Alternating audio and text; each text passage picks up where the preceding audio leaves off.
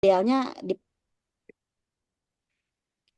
apa yang dibaca idealnya dipahami, kemudian bisa dituangkan dalam bentuk tulisan ataukah dalam bentuk lisan. Jadi menuangkan apa yang kita pahami dalam bentuk lisan atau dalam bentuk tulisan akan berbeda daripada ketika kita menuangkan apa yang kita baca tanpa kita pahami isinya. Gitu. Nah, jadi kualitas literasi, tingkat literasi sumber daya manusia Indonesia ini seperti itu sekarang. Jadi dalam konteks itulah sebetulnya eh, kegiatan ini diadakan. Sebetulnya begitu. Dalam konteks itu kegiatan ini diadakan sebagai bagian salah satu dorongan bagaimana meningkatkan kualitas atau tingkat literasi tersebut di kalangan mahasiswa. Judulnya sih awalnya di kalangan mahasiswa begitu. Tetapi kemudian tidak hanya mahasiswa, di luar mahasiswa pun tingkat literasinya juga sama saja itu perlu ditingkatkan kualitasnya. Ya di luar mahasiswa juga apakah itu sekolah ataukah yang berprofesi sebagai pendidik itu juga sama kualitas literasinya mesti ditingkatkan. Ah, Ditjen Dikti, Direktorat Jenderal Pendidikan Tinggi, sebetulnya membagi literasi itu menjadi 6. Literasi baca tulis, ya, yang tadi sudah kita bahas, ya. Kemudian ada literasi baca tulis itu pada informasi-informasi tekstual, ya, sebetulnya. Kemudian literasi numerasi, yaitu bagaimana kita bisa mengetahui juga cakap memperoleh dan mengkomunikasikan ya informasi-informasi yang berasal dari angka dan simbol. Kalau literasi baca tulis itu informasinya dari kalimat-kalimat teks. Tapi kalau literasi numerasi informasinya berasal dari angka dan simbol. Jadi literasi itu bukan hanya kita mengetahui memahami juga, tapi bisa mengkomunikasikannya. Nah, sebetulnya begitu mengkomunikasikannya. Mengkomunikasikan bisa bentuk lisan, bisa bentuk tulis kan. Gitu. Ada lagi literasi sains ya, yang ketiga, yaitu bagaimana kita bisa mengetahui juga cakap memperoleh pengetahuan informasi-informasi yang berkaitan dengan fenomena ilmiah. Kemudian literasi digital, nah ini yang sangat dikenal ya zaman sekarang. Ini berkaitan informasi-informasi itu berasal dari media-media digital, alat-alat komunikasi ya. Kemudian literasi budaya, nah ini berasal dari kebudayaan kita sebagai bangsa Indonesia lah, ya literasi budaya. Jadi pengetahuan, kecakapan dalam memahami dan bersikap terhadap kebudayaan Indonesia sebagai bangsa kita gitu, kurang lebih gitu. Dan terakhir adalah literasi finansial. Bagaimana kita bisa tahu dan juga cakap memahami konsep dan resiko dalam konteks finansial. Karena banyak orang yang tidak cakap juga dalam literasi finansial, berapapun juga dia punya penghasilan, tapi kan nggak cukup aja begitu contohnya gitu. Ya, dalam konteks literasi finansial. Atau ada orang juga yang literasi finansialnya bagus, jadi berapapun juga penghasilannya dia bisa olah eh, untuk menghindari resiko-resiko finansial seperti itu. Nah, kalau dalam konteks agama kan istilahnya ada rasa syukur ya gitu konteks agama ya bersyukur kemudian bagaimana apa qanaah dengan yang ada itu cukup gitu kurang lebih kalau dalam konteks agama. Tapi kalau dalam konteks literasi ini masuknya ke literasi finansial gitu. Nah, itu dari Direktorat Jenderal Pendidikan Tinggi itu ada 6 literasi yang mesti dikuasai sebetulnya ya. Eh, nah, jadi artikel ilmiah ini katakanlah sosialisasi bagaimana membuat artikel ilmiah seperti sebagaimana kegiatan yang akan dilakukan sekarang ini itu berkaitan dengan itu semua sebetulnya garis besarnya gitu. Nah, karena artikel ilmiah kalau artikel ilmiah itu literasi baca tulis tentu dikaitkan dengan literasi sains. Karena biasanya artikel itu kebanyakan itu basiskan pada penelitian.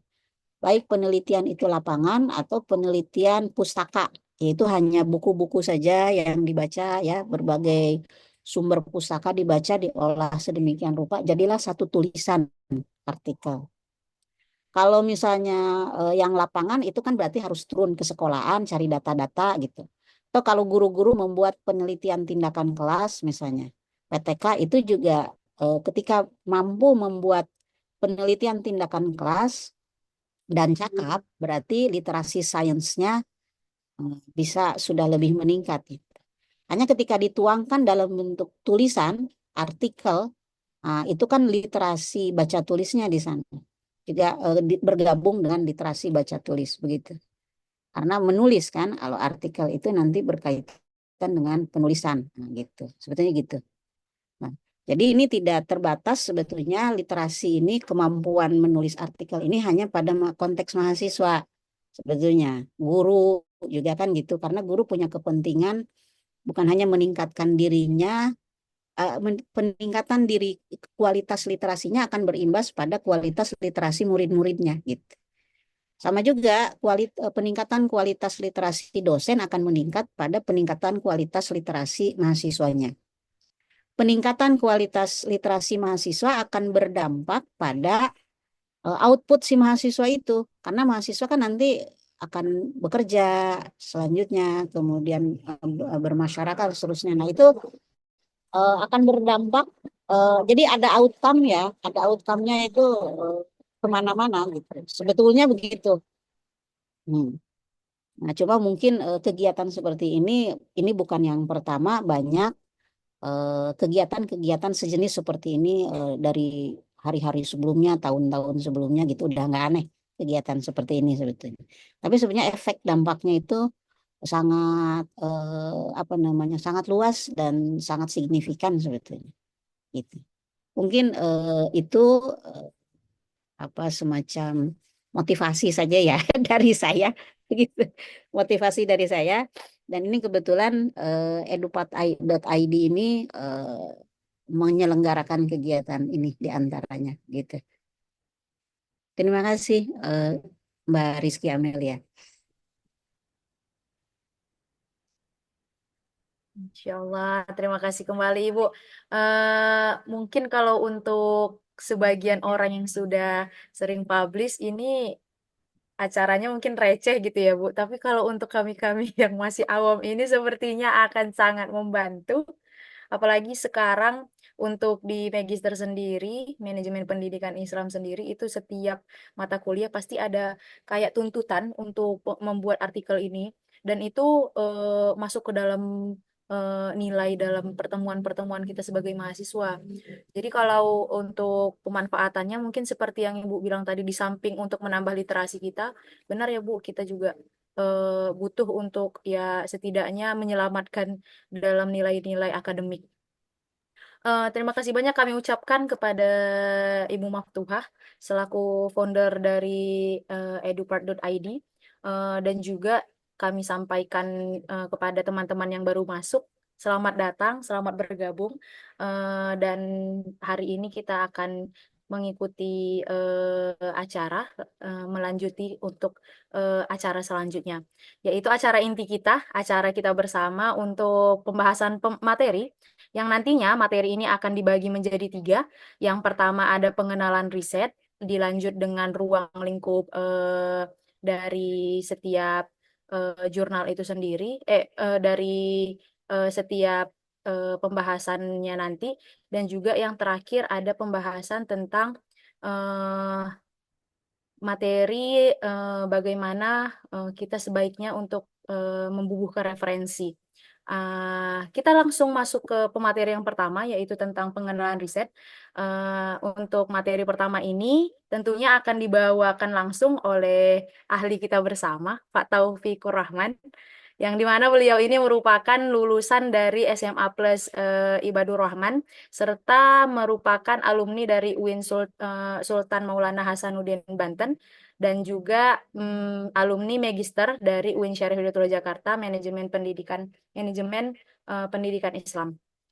beliau sudah pernah beberapa kali meluncurkan artikelnya yang itu sudah otomatis terindeks ya teman-teman. Dan juga beliau juga sudah beberapa kali menulis opini di Kompasiana, serta beliau juga memiliki beberapa tulisan. Kalau teman-teman ingin mencari tahu, tinggal klik saja nantinya di Google Scholar nama beliau, tentu sudah ada muncul beberapa tulisan-tulisan dari beliau. Tidak memperpanjang waktu, kepada Bapak Taufikur Rahman, waktu dan tempat kami silahkan.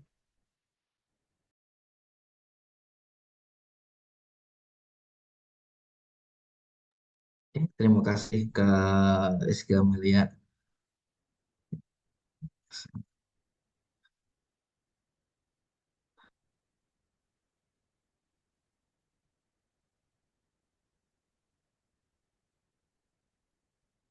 Nah, baik, Assalamualaikum warahmatullahi wabarakatuh.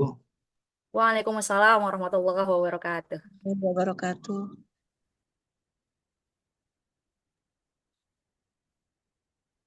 Salam warahmatullahi wabarakatuh.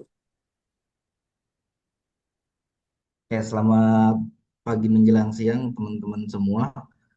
Izin perkenalkan diri, saya Taufik Rahman. Tadi sudah disampaikan oleh moderator kita beberapa hal tentang pengenalan. Kemudian tadi sebelumnya sudah disampaikan juga oleh Ibu Maftuha mengapa tentang materi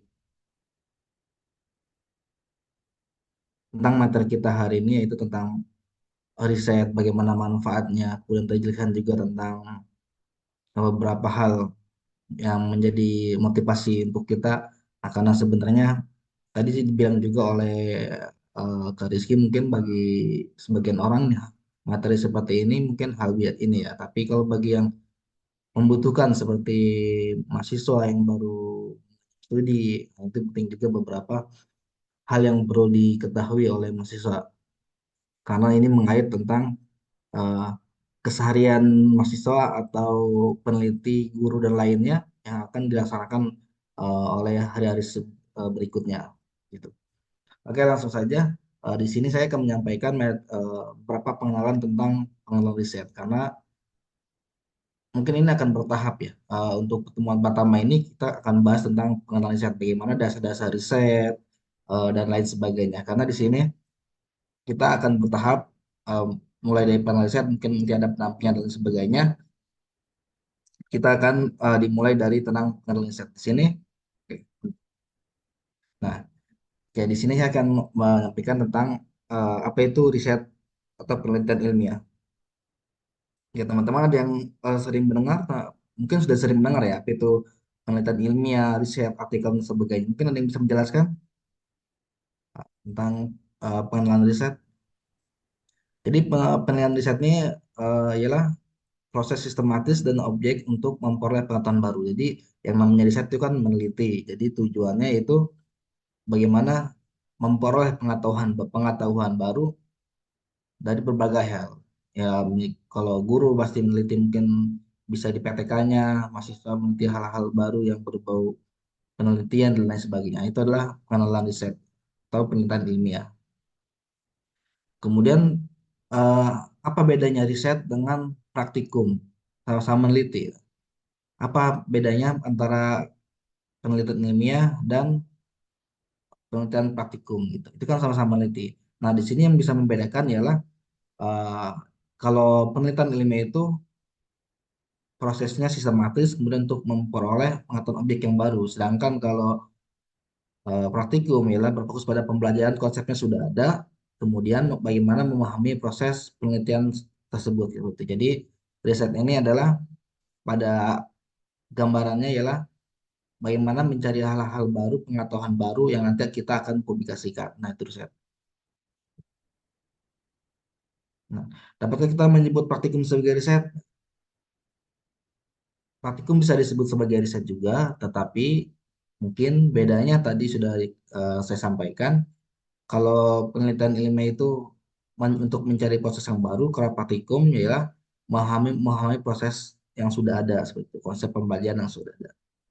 Nah, kemudian di sini perlukah setiap riset dipublikasikan? Nah, bagaimana menurut teman-teman? Perlukah hasil penelitian kita selama di lapangan, selama dimanapun dipublikasikan? Nah, ini menurut saya sangat perlu. Untuk apa? Untuk menyebarluaskan hasil penelitian kita.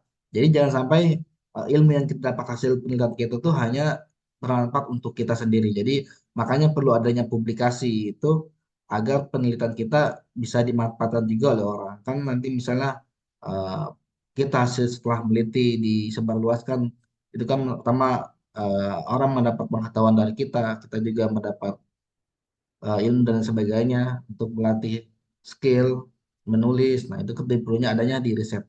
Kalau kita tidak publikasi, kita akan tidak akan dapat hal-hal seperti itu. Jadi, eh, riset bagaimanapun hasilnya harus dipublikasikan agar semua orang tahu apa hasil penelitian kebaruan yang kita lakukan. Jadi, ketika teman-teman punya hasil riset, jangan dipendam saja. eh, Bentuk diubah ke tulisan, kemudian dipublikasikan seperti itu. Nah, di sini teman publikasi ilmiah itu ada 3 tempat. Pertama ada artikel ilmiah. Nah, artikel ilmiah ini tadi adalah kumpulan jurnal ilmiah itu, artikel ilmiah itu adalah kumpulan tempat publikasi artikel. Ini di sini harusnya jurnal ya. Jurnal ilmiah adalah tempat untuk publikasi artikel ilmiah. Jadi artikel-artikel penelitian teman-teman nanti ketika sudah dipublikasikan, sudah dibuat, mungkin akan dipublish di jurnal ilmiah seperti itu. Kemudian ada proceeding. Proceeding ini adalah hasil paper yang diseminarkan. Jadi penelitian teman-teman yang diseminarkan, kemudian nanti akan dipublish itu namanya di proceeding kan gitu. Jadi pertama ada jurnal ilmiah itu tempat-tempat artikel ilmiah, kemudian ada proceeding. Di sini proceeding itu tempat paper yang hasil diseminarkan. Jadi penelitian teman-teman yang diseminarkan di kampus mana, di kampus lain sebagainya, nanti akan dipublikasikan oleh pihak kampus tersebut. Kemudian yang terakhir ada repository. Repository ini adalah tempat publikasi atau perpustakaan digital seperti itu. Di kampus-kampus biasanya ada. Tempatnya nanti untuk jurnal, buku, tesis yang produk dari kampus tersebut seperti itu. Nah, ini artikel ilmiah. Di sini artikel ilmiah ada Sinta. Sinta ini adalah jurnal yang terakreditasi di Indonesia. Salah satunya Sinta. Sinta ada beberapa tingkatan, ada Sinta 1 sampai 6. Ini adalah Sinta apa yang terakreditasi. Kemudian secara nasional ada Elsevier yang di mana pusatnya ada di Belanda sana. Ini juga Scopus segala macam. Ini adalah jurnal-jurnal yang terakreditasi. Kemudian ada proceeding tadi saya jelaskan. Proceeding adalah paper ini contohnya. Contoh paper-paper yang diseminarkan. Setelah paper diseminarkan, kemudian jadi penelitian, hasilnya jadi proceeding seperti itu. Nah, ini ada repository. Hasil itu ada skripsi, tesis, buku, jurnal, dan lain sebagainya yang dipublikasikan di kampus-kampus tersebut. Oke. Bagaimana sih ketika meneliti banyak sekali ya tantangan-tantangan untuk peneliti. Utama adalah di sini pertama menentukan topik riset. Ini yang paling sulit sebenarnya. Ada yang sudah pernah meneliti di sini, teman-teman? Meneliti waktu sarjana mungkin Pak untuk ini skripsi. Oh, atau skripsi ya. Bagaimana tuh ketika teman-teman menentukan topik riset? Sesuai keinginankah ataukah masalah yang ada di lokasi seperti itu? Karena ini sebenarnya topik riset ini yang paling penting, apa yang mau kita teliti seperti itu. Di topik riset ini menentukan hasil riset kita sebelum, jadi jangan sampai kita meneliti topiknya karena disuruh dosen, dosennya nyuruhnya ini kayak gitu, atau mungkin karena lagi viral masalahnya mungkin bisa, tapi manfaatnya ada enggak di situ. Jadi jangan sampai menentukan topik riset ini nanti juga kalau kita hanya sesuai nggak meneliti secara dalam, akhirnya kita ikutan atau lain sebagainya, nanti kita akan kesusahan juga seperti itu.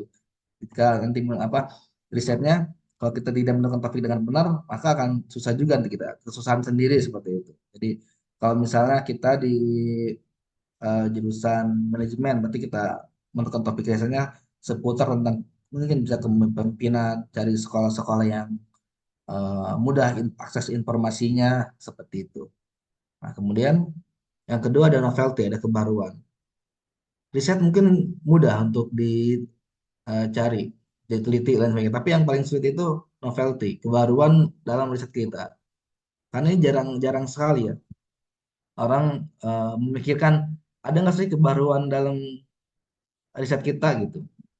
Kalau kita risetnya hanya yang sudah-sudah, nah, istilah kita meneliti tentang kepemimpinan. Oh, sudah banyak sekali kepemimpinan yang ada, riset-riset tentang kepemimpinan di Indonesia. Kita lihat buka sekuler aja banyak banget novel apa namanya riset tentang kepemimpinan. Apa yang beda? Mungkin kita bisa meneliti ada kepemimpinan perempuan atau kepemimpinan wanita, kan itu jarang di sekolah. Mungkin kita pasti kita nyari hal yang barunya. Oh, jarang nih tentang kepemimpinan wanita. Ah, seperti itu. Itu kan bisa menjadi satu novelty, hal yang baru yang jarang ada. Jadi ada gap atau pemisah antara penelitian kita dan penelitian yang lain. Ada pembeda gitu. Jadi novelty-nya tuh kejelasan. Atau mungkin bagi jurusan-jurusan yang sains atau lain sebagainya bisa mungkin ada meneliti tentang VR, IR dan sebagainya gitu. Gitu. Kemudian yang ketiga di sini adalah tantangannya adalah menulis hasil riset yang menarik. Nah, ini yang paling sulit sebenarnya. Bagaimana kita itu menulis hasil riset dengan menarik. Kita riset sebagus apapun kalau tidak menampilkan hasilnya atau tidak menulis artikel dengan baik, artikel kita akan sama saja dengan biasa dengan artikel orang pada umumnya gitu. Sebenarnya ini yang paling susah gitu. Jadi kalau kita riset bagus, baik, lama di tempat yang bagus segala macam, kalau kita menulisnya tidak menarik, ini tidak akan dibaca atau dilihat juga oleh orang seperti itu. Karena pada akhirnya tantangan paling susah adalah itu menulis hasil riset dengan menarik. Bagaimana menulis dengan grammar yang baik, EYD yang baik. Jadi ketika orang baca, oh, seneng nih, gampang pesan kita dipahaminya. Nah, kemudian di sini ada tentang apa itu publikasi. Untuk apa sih? Ngapain sih kita capek-capek nulis? Dibayar enggak ya kan? Ada duitnya enggak? Nah, ini dia. Jadi motivasi kita menulis nih, ini pertama adalah menyebarkan hasil penemuan. Jadi kita harus punya ini dulu dari awal niat baik bahwa publikasi kita tuh untuk disebarluaskan. Jadi ilmu-ilmu kita itu bermanfaat juga. Agak religius ya motivasinya. Menyebarkan hasil penemuan. Kemudian adalah mengembangkan keilmuan. Jadi keilmuan kita, fokus kita misalnya kita guru, ya kita fokus tuh mengembangkan keilmuan kita tentang metode pembelajaran, kita teliti tentang media pembelajaran, tentang standar guru dan sebagainya gitu. Jadi mengembangkan keilmuan. Jadi kalau kita nanti jadi ahli, jadi kita fokus di mengembangkan keilmuan kita seperti itu. Kemudian ada pengakuan dan reputasi. Nah, ini dia pengakuan dari berbagai instansi atau mungkin nanti kita terlihat sebagai penulis artikel ilmiah itu kan ada pengakuan sendiri. Nah, kemudian yang terakhir yang ke ini ada persyaratan institusi. Nah, di sini bisa ada kelulusan, kenaikan pangkat, beasiswa. Nah, kelulusan biasanya mahasiswa untuk semester akhir biasanya perlu untuk publikasi. Bagaimana persyaratan institusi itu mengharuskan mahasiswa misalnya harus publikasi di Sinta 3, 4, dan lain sebagainya. Biasanya setiap kampus kayak gitu. Kemudian ada kenaikan pangkat. Nah, kenaikan pangkat juga ada untuk publikasi biasanya ada di guru-guru PNS seperti itu atau seseorang yang ASN dan lain sebagainya yang punya kedudukan, biasanya ada persyaratan untuk publikasi setiap tahunnya. Nah, kemudian terakhir ada beasiswa. Ini yang paling penting. Kita tidak mungkin dapat beasiswa kalau tidak punya publikasi. Apalagi misalnya nanti kita mau mengejar LVDP dan sebagainya kan punya artikel itu bisa menambah nilai plus atau kita masuk ke sekolah-sekolah kampus-kampus yang bagus biasanya kita dipinta pernah menulis artikel apa gitu pernah apa gitu. Nah, ini yang paling penting sebenarnya. Jadi motivasi itu kalau kita sudah rajin menulis, insya Allah akan banyak beasiswa lagi, tulisan kita bagus. Kemudian yang terakhir adalah mengubah kebijakan. Nah, ini walaupun mungkin presentasinya kecil ya, mengubah kebijakan. Jadi apa yang kita tulis misalnya strategi bersaing di sekolah, ini kan nanti kalau tulisan bermanfaat oleh sekolah-sekolah bisa diimplementasikan oleh sekolah, jadi akhirnya mengubah kebijakan-kebijakan untuk bisa dicontoh strategi-strateginya untuk kemajuan bersama. Nah, kemudian di sini ada karakter publikasi ilmiah. Pertama, peneliti harus bersifat ilmiah, sudah jelas, tidak boleh bohong, hasilnya berdasarkan metode-metode yang berlaku, bersifat ilmiah. Kemudian ada memiliki referensi yang relevan. Yang ketiga ada sudah direview. Jadi karakter publikasi itu di antaranya memiliki referensi. Jadi seorang harus memiliki referensinya sesuai dengan judulnya. Kemudian harus direview oleh reviewer. Nah, kemudian di sini ada tujuan riset. Nah, tujuan riset pertama ada eksplorasi, sudah jelas bagaimana mengeksplor berbagai tempat, berbagai masalah-masalah dalam penelitian, media, sebagainya. Kemudian ada deskripsi, kita mendeskripsikan, kemudian ada ekspansi, ada aplikasi. Ini sudah hal biasa ya. Nah, kemudian jenis-jenis riset. Nah, di sini jenis riset di sini pertama ada kualitatif, kemudian ada kuantitatif dan campuran atau mixed methods. Nah, kemudian ada kualitatif ya. Dari kuantitatif ini berdasarkan bersifat pada data, misalnya ada deskriptif dan sebagainya. Di kualitatif ada studi kasus, lapangan, ada PTK, ada literatur review, ada studi atau studi pustaka gitu. Ini harus dipelajari nanti ya teman-teman untuk mendalaminya ya. Jadi kualitatif itu misalnya kita meneliti tentang bagaimana peran guru terhadap disiplin. Nah, kita harus bisa tuh nanti kita pelajari di kualitatif, bisa jenisnya studi lapangan, studi pustaka, ada studi pustaka apa studi kasus, bagaimana kita meneliti nanti hasilnya seperti apa seperti itu. Kemudian tadi ada yang kedua di kualitatif itu ada literatur review atau studi pustaka, kita meneliti dari buku-buku atau jurnal-jurnal artikel yang sudah ada, kita petik, kita kembangkan. Kemudian eh, di sini ada kuantitatif, mana berbasis angka. Ini sudah apa namanya hal-hal yang sering di biasanya apa namanya ya, mahasiswa tuh suka suka menghindari penelitian kuantitatif, padahal kuantitatif itu sepertinya lebih nggak terlalu ribet dibandingkan kualitatif. Mungkin hanya menghitung aja yang agak ribet ya. Karena kan dia hanya menampilkan data-data, tidak tidak menganalisis seperti kualitatif. Kalau kualitatif kita menganalisis dengan secara detail gitu. Kemudian di sini ada yang terakhir ada campuran mixed method atau yang di Indonesia biasa dikenal dengan R&D seperti itu. Nah, di sini langkah-langkah penelitian. Nah, di sini adalah beberapa langkah-langkah penelitian. Pertama adalah latar belakang bagaimana kita menggambarkan penulisannya, menggambarkan masalah-masalah yang terjadi ada di latar belakang. Kemudian ada literatur, ada teori, kemudian ada hipotesis atau pertanyaan yang apa jawaban sementara. Ini kalau di kuantitatif. Kemudian ada desain penelitian, ada pengumpulan data, dan serta penyusunan laporan. Di sini bisa teman-teman.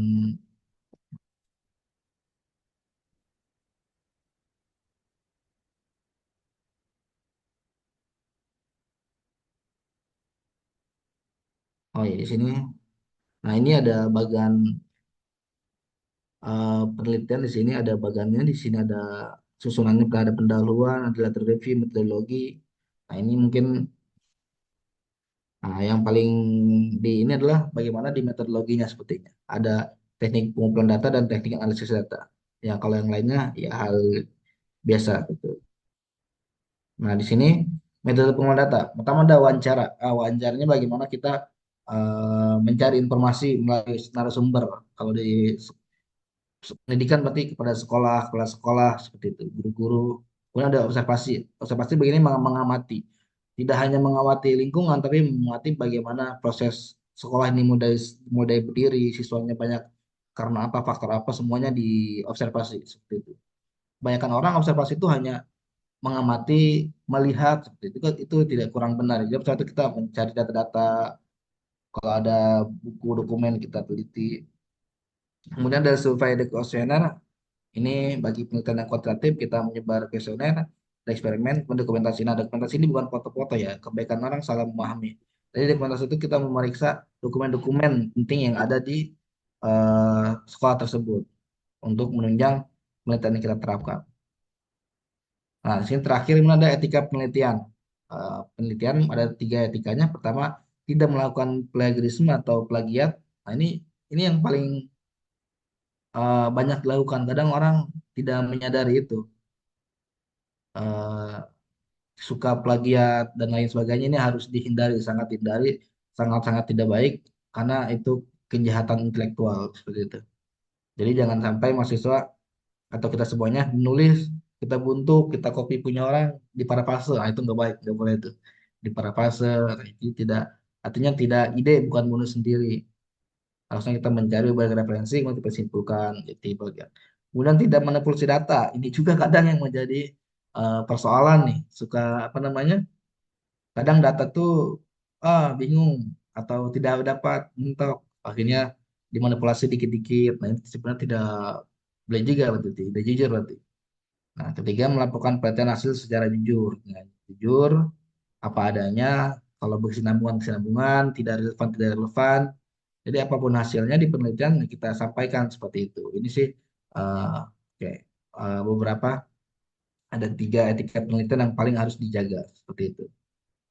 Itu aja yang bisa sampaikan untuk materi perkenalan riset. Mungkin untuk selanjutnya nanti akan disampaikan oleh materi selanjutnya. Dan mungkin ada beberapa kalau ingin pendalaman nanti kan kita lakukan kembali seperti itu. Oke, terima kasih. Saya kembalikan ke moderator. Masya Allah. Oke, boleh diberi reactionnya teman-teman di Zoom kita sama-sama di kolom reaction di bawah ya. Memang benar, saya banyak menyetujui apa yang tadi telah disampaikan oleh Pak Taufik terkait dengan materi pengenalan riset ini. Jujur Pak, saya juga sebenarnya dari riset-riset ini sedikit mengeluhkan tentang penyampaian-penyampaian tadi. Apalagi ternyata bukan cuman di luar saja kita yang bisa menjadi penjahat, di dalam akademik juga bisa menjadi penjahat. Tapi tidak apa-apa teman-teman yang ingin bertanya, kita tunggu dulu, sabar dulu, kita masuk ke pemateri kedua dan ketiga dulu. Yang ingin langsung menyampaikan pertanyaannya boleh disampaikan di kolom komentar. Nanti saya sampaikan di akhir sesi kita, di sesi tanya jawab nantinya. Karena materi yang kedua ini kita juga akan membahas tentang bukan cuma riset lagi, sudah memasuki tentang materi ruang lingkup dari jurnal itu sendiri, dan juga pasti dari kita sebagian ini ada yang tidak paham, termasuk saya, tentang bagaimana ruang lingkup dari jurnal ini. Kadang masih riweuh membedakan mana jurnal nasional atau internasional atau eh, beda, susah untuk membedakan bagaimana dia itu terakreditasi terindeks ke mana atau tidak terindeks juga, atau kita juga mungkin kita kiranya itu adalah jurnal nasional, ternyata ada istilahnya sebagai jurnal predator yang dia itu tidak terakreditasi gitu kan. Jadi ini mungkin akan menjadi ruang lingkup yang sangat luas yang akan dibahas oleh pemateri kita yang kedua ini. Pemateri kedua kita ini juga tidak kalah hebat, teman-teman. Beliau merupakan Kak Alivia Taufika Rahmah Essos MPD. Beliau ini merupakan tamatan S1 dari UIN Syarif Hidayatullah Jakarta, tapi dari manajemen dakwahnya, dan di S2-nya beliau juga masih di UIN di manajemen pendidikan Islamnya. Perlu teman-teman ketahui beliau merupakan lulusan terbaik ketiga Prodi Magister Manajemen Pendidikan Islam. Masya Allah ya, boleh di reaction lagi teman-teman. Karena beliau merupakan lulusan terbaik, kita tidak perlu khawatir, tidak perlu ragu terkait dengan tulisan-tulisan yang telah dibuat oleh beliau. Yang saya kedetek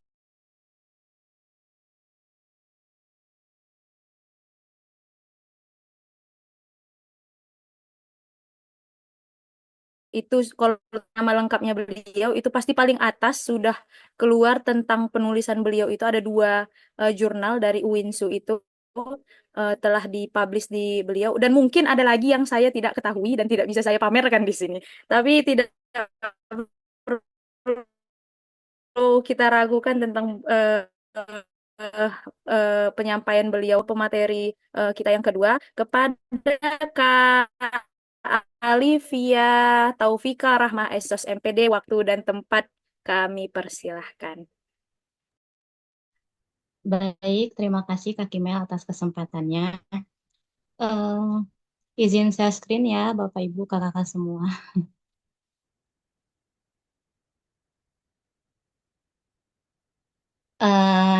Yang terhormat Ibu Maftuha sebagai founder edupart.id, serta Bapak Ibu dan kakak-kakak semua yang hadir pada hari ini. Sebagaimana yang saya rasakan pada tahun 2023, itu pertama kali saya dianjurkan oleh dosen untuk mempublish artikel di salah satu jurnal yang terakreditasi Sinta. Akan tetapi setelah saya submit di salah satu jurnal itu tidak ada tindak lanjut dari jurnal tersebut gitu. Hal ini yang membuat saya kepikiran takut tidak bisa mempublish jurnal dalam waktu yang dekat karena memang waktu itu juga saya disuruh oleh dosen itu sebagai UAS ya, ulangan akhir semester. Seperti itu. Syaratnya itu harus bisa submit jurnal itu. Untung-untung juga bisa sampai publish seperti itu. Berdasarkan ini, hal yang bisa saya ambil dari momen tersebut adalah mencari tahu terlebih dahulu ruang lingkup setiap jurnal yang ingin saya tuju. Dan topik ini juga akan saya bahas pada kesempatan kali ini. Mungkin dari Bapak, Ibu, serta kakak-kakak semua sudah ada yang mengetahui ya apa itu jurnal dan artikel. Nah, misalkan kalau artikel ini tuh merupakan sebuah tulisan Bapak Ibu yang ditulis. Namun kalau untuk jurnal tersendiri itu merupakan wadahnya. Jadi jurnal tersebut itu merupakan wadah atau kumpulan dari artikel-artikel ilmiah seperti itu. Dan jurnal juga itu terbagi menjadi dua kategori ya. Ada jurnal nasional dan jurnal internasional. Akan tetapi dari jurnal nasional dan jurnal internasional ini dibagi lagi tuh menjadi macam-macamnya. Ada jurnal yang nasional terakreditasi Sinta, terus ada juga yang terakreditasi Arjuna dan lain sebagainya. Itu yang sudah terakreditasi. Yang dimaksud dengan terakreditasi ini berarti dia telah diizinkan oleh Kemendikbudristek gitu untuk mempublish artikel-artikelnya seperti itu. Terus juga ada juga jurnal nasional yang tidak terakreditasi dan di sini juga ada jurnal internasional juga yang terakreditasi. Nah, biasanya itu tuh terakreditasi Scopus. Itu disebut dengan jurnal internasional juga. Dan di sini juga ada jurnal internasional tapi tidak terakreditasi, ya sebagaimana jurnal Predator kayak gitu. Dan di sini juga kita bisa membedakan ya antara jurnal internasional dan jurnal nasional. Untuk jurnal internasional itu biasanya juga dari bahasa yang digunakan juga itu menggunakan bahasa Perserikatan Bangsa-Bangsa atau PBB seperti Inggris, Spanyol, Tiongkok, Prancis, dan Arab. Dan yang kedua itu dari skala publikasi. Misalkan kalau jurnal internasional itu bisa diakses oleh semua negara, tapi misalkan kalau jurnal nasional itu hanya di negara tertentu saja seperti Indonesia, seperti itu.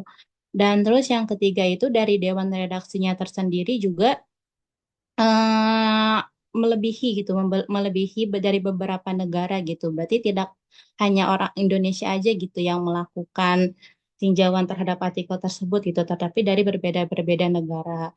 Dan untuk penulisnya juga biasanya lebih dari satu negara. Di sini saya akan menjelaskan terkait dengan Jurnal Nasional Terakreditasi. Mungkin sudah banyak yang mengenal ya bahwa Jurnal Nasional Terakreditasi itu ya seperti halnya kayak Sinta gitu, terakreditasi Sinta. Nah, Sinta ini merupakan salah satu jurnal yang diizinkan oleh Kemendikbudristek untuk mengkategorisasikan kualitas jurnal ilmiah di Indonesia. Nah, Sinta ini juga memiliki tingkatan, baik itu dari tingkat Sinta 1 dan sampai 6. Semakin tingkatan Sinta tersebut semakin kecil, maka kualitasnya juga semakin bagus. Jadi misalkan kalau Sinta 1 berarti itu sudah kita akuin ya bahwa kualitas dari artikel tersebut tuh tentunya sangat bagus kalau sudah masuk bisa publish ke jurnal yang terakreditasi Sinta 1.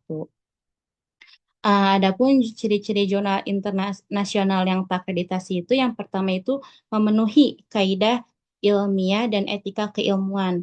Yang dimaksud dengan memenuhi kaidah ilmiah dan etika keilmuan itu tentunya laporannya dari hasil penelitian itu tertulis berdasarkan dengan hasil penelitian yang kita lakukan. Dan si penelitian yang kita lakukan itu bisa diambil dari beberapa data tadi ya, beberapa cara gitu, seperti kayak observasi, wawancara, dan lain sebagainya. Dan untuk etika keilmuannya juga ini biasanya itu sudah tertulis juga di dalam template jurnal itu untuk apa menulis sesuai dengan yang ada di template jurnal tersebut. Nanti kita akan praktekkan di akhir.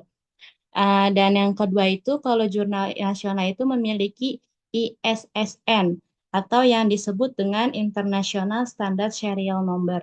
Seperti itu. Dan dia juga memiliki versi online-nya atau biasa tertulis di sana adalah EISSN. Dan jurnal nasional ini juga mempunyai lembaga ilmiah tersendiri. Jadi jurnal-jurnal yang sebagai wadah kita untuk mempublish artikel itu juga beda-beda ya namanya gitu. Cuman dia sudah terakreditasi SINTA atau belumnya itu bisa kita ketahui dari ya nanti yang ada di jurnalnya itu. Terus kalau untuk jurnal nasional tidak terakreditasi juga itu sudah banyak. Yang dimaksud dengan jurnal nasional tidak terakreditasi ini, dia itu belum memiliki sertifikasi Kemendikbudristek gitu. Jurnal tipe ini biasanya memiliki kualitas yang lebih rendah dibanding jurnal yang terakreditasi SINTA. Tapi biasanya jurnal nasional tidak terakreditasi ini juga sudah terindeks di berbagai kayak pun repositori dan lain sebagainya. Adapun ciri-ciri jurnal nasional tidak terakreditasi ini yaitu yang pertama itu belum mendapatkan akreditasi dari Kemendikbudristek. Terus yang kedua itu menerapkan sistem sistem review yang tidak menerapkan sistem review yang konsisten. Dan yang ketiga itu publikasi dapat bervariasi dalam hal kualitas dan frekuensi. Yang dimaksud dari ini tuh dia tuh jurnal itu tuh mempublish beberapa artikel itu tidak berdasarkan pada waktunya gitu. Dan dia juga tidak memiliki peer review yang ketat seperti itu. Jadi misalkan kalau kalian ingin ngasih artikel nih ke jurnal yang ada di apa namanya di yang kalian tuju. Nah, itu tuh akan cepat juga gitu, cepat untuk terpublishnya gitu dan tidak terlalu ketat juga gitu dalam melakukan reviewnya juga. Terus cara mengecek jurnal terakreditasi nasional ini yang sudah saya ketahui ya, itu tuh bisa dilihat dari situs Sinta dan situs Arjuna atau Arjuna Ristek Brin. Gitu. Jadi misalkan kalau Bapak, Ibu atau kakak semua ingin mengetahui bahwa jurnal tersebut itu udah terakreditasi Sinta atau Arjuna itu bisa bisa Bapak Ibu buka di situs tersebut gitu. Semisal kayak di situs Sinta, berarti Bapak Ibu bisa melakukan di Google untuk menulis kata Sinta gitu. Nah, nanti di situ ada menunya tuh, ada menu yaitu kayak search, terus kita ubah menjadi jurnal gitu. Nah, nanti misalkan kalau emangnya Bapak Ibu sudah mengetahui nih, misalkan Bapak Ibu ingin mempublish jurnal terkait dengan manajemen pendidikan Islam. Nah, itu kan biasanya Bapak Ibu suka mencari dulu nih kan, kayak jurnal manajemen pendidikan Islam. Nah, di situ kan biasanya suka ada namanya tuh keluar tuh. Nah, itu kalau memangnya Bapak Ibu masih ragu ini tuh data akreditasi Sinta atau belum, Bapak Ibu bisa copy paste aja. Jadi copy paste link tersebut, nama jurnal tersebut, dan masukkan ke situs Sinta ini untuk mengecek. Nah, jika nama jurnal dari tersebut itu sudah dimasukkan ke apa situs Sinta ini, nah itu nanti kalau emangnya sudah terakreditasi akan muncul total artikel yang telah dipublish dalam jurnal tersebut gitu dan total publishernya gitu. Dan begitu juga dengan Arjuna juga sama caranya kayak Sinta gitu. Cuman bedanya situsnya aja. Kalau Sinta di situs Sinta, kalau Arjuna berarti situsnya namanya Arjuna Ristek Brin. Terus selanjutnya itu ada jurnal internasional terakreditasi. Nah, mungkin ini sering kali kita dengar ya bahwa jurnal internasional terakreditasi itu ya seperti Scopus gitu. Mungkin bisa disebut tuh dengan Scopus, Scopus tuh gitu. Itu tuh jurnal internasional kayak gitu. Nah, iya benar memang Scopus ini merupakan akreditasi jurnal internasional. Nah, kalau Scopus ini itu memiliki faktor dampak peer review yang ketat dan berkualitas. Nah, tingkatan Scopus ini juga ada dari kuartil 1 sampai kuartil 4. Seperti itu. Nah, jurnal artikel yang kita publish di jurnal Scopus ini juga sewaktu-waktu bisa di discontinued. Yang dimaksud dengan di discontinued itu dihentikan gitu karena ini juga kelengahan ya, kelengahan dari jurnal yang punya jurnal tersebut gitu. Mungkin karena memang jurnal tersebut itu kualitasnya menurun, terus juga kayak melakukan pelanggaran etika publikasi dan lain sebagainya. Akhirnya jurnal tersebut itu di discontinued. Jadi artikel yang telah kita publish dalam jurnal tersebut juga bisa hilang. Seperti itu. Dan untuk ciri-ciri jurnal internasional terakreditasi, ini juga bisa kita lihat dari kaidah ilmiah dan etika akademik, terus juga menggunakan bahasa resmi, PBB, serta editorial board-nya itu berasal dari beberapa negara. Jadi tidak hanya negara Indonesia saja, tapi berbagai negara gitu yang melakukan peer review ini. Serta memiliki ISSN juga. Dan di sini juga ada jurnal internasional, tapi yang tidak terakreditasi Scopus atau Predator. Nah, jurnal Predator ini tuh merupakan sebuah jurnal internasional open access yang bertujuan untuk melakukan bisnis di bidang publikasi. Jurnal ini dinilai dapat merusak budaya akademik karena tidak sesuai dengan kaidah ilmiah. Jadi tidak dilakukan peer review yang ketat seperti itu.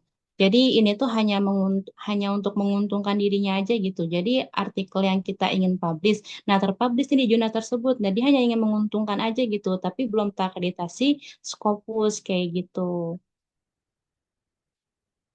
Lalu di sini ada ciri-ciri jurnal predator. Jurnal predator ini yang pertama itu proses penyuntingannya cepat, sebagaimana dengan yang tadi itu ya, jurnal nasional yang tidak terakreditasi itu. Terus juga biaya publikasinya juga kelewat mahal. Dan yang ketiga itu halaman jurnal itu terlihat buruk. Dan yang keempat itu waktu penerbitan tidak jelas. Jadi kapanpun juga itu bisa diterbitkan oleh jurnal tersebut gitu. Tidak ada waktu jurnal tersebut untuk mempublish. Beda lagi kalau yang sudah terakreditasi biasanya mempunyai waktu tersendiri dalam mempublish artikel-artikel yang telah disubmit ke dalam jurnalnya. Dan untuk mengecek jurnal terakreditasi internasional ini juga bisa dilakukan di ini https www.scimagord.com dan bisa juga dilakukan di Scopus atau https www.scopus.com URL gitu. Jadi misalkan kalau Bapak Ibu ingin mengetahui bahwa jurnal tersebut itu sudah terakreditasi jurnal internasional atau belum, Bapak Ibu juga bisa melakukan pengecekan di situs tersebut gitu dengan syarat itu dia memasuki nama jurnal yang Bapak Ibu tuju gitu. Dan mungkin langsung aja ya di sini saya ingin mempraktekkan terkait submit jurnal ya. Terkait submit jurnal. Di sini saya ingin mempraktekkan terkait dengan mensubmit jurnal di salah satu jurnal, yaitu namanya Tadbir Muahid. Nah, ini tuh Tadbir Muahid itu merupakan jurnal yang sudah terakreditasi Sinta, gitu. Terakreditasi Sinta 4. Nah, di sini saya ingin mempraktekkan bahwa untuk mensubmit artikel kita di jurnal tersebut, kita harus mengetahui dulu nih, harus mengetahui tentang dari jurnal tersebut. Di sini kan ada beberapa itu ya tentang kriteria gitu yang harus dipenuhi gitu untuk mempublish mempublish artikel di jurnal tersebut. Sebagaimana yang di sini ada fokus and scope. Nah, ini tuh merupakan fokus dan cakupannya. Nah, ini tuh jurnal ini tuh bisa melakukan bahasa Indonesia. Terus juga untuk publishnya tersendiri itu dilakukan pada bulan April dan Oktober gitu. Bapak Ibu bisa melakukan submit jurnal pada kapan aja gitu. Akan tetapi biar artikel Bapak Ibu bisa terpublish itu biasanya dilakukan pada bulan April dan Oktober. Jadi sebelum bulan tersebut itu dianjurkan untuk kepada Bapak dan Ibu itu mensubmit artikel yang Bapak Ibu ingin publish seperti itu. Dan kalau bisa juga jangan terlalu dekat dengan waktu bulan dipublishnya ya, karena memang nanti biasanya suka ada yang harus kita tindak lanjuti lagi, misalkan kalau tidak sesuai dengan kaidah ilmiah serta etika dalam publikasi. Dan di sini juga ada peer review proses atau proses peninjauan. Jadi untuk proses peninjauan ini itu dilakukan berdasarkan kriteria jurnal atau template yang tersedia. Jadi di dalam jurnal tersebut ini juga memiliki template. Nah, nanti kita bisa unduh di sini nih. Ini namanya jurnal template. Bisa kita unduh di sini gitu untuk menulis artikel yang akan kita ingin publish. Jadi kita harus menggunakan template tersebut. Eh, jika memang artikel Bapak Ibu sudah disubmit dan sudah benar juga dari berdasarkan kaidah ilmiah dan etika publikasi, nah itu nanti akan dibuatkan surat keputusan gitu. Surat keputusan terkait dengan artikel yang ingin dipublish. Nah, biasanya tuh sebelum terpublish itu kita akan dikenakan biaya sesuai dengan jurnal-jurnal yang Bapak Ibu tuju itu. Dan di sini juga ada sejarah jurnalnya. Mungkin bisa dilihat dulu.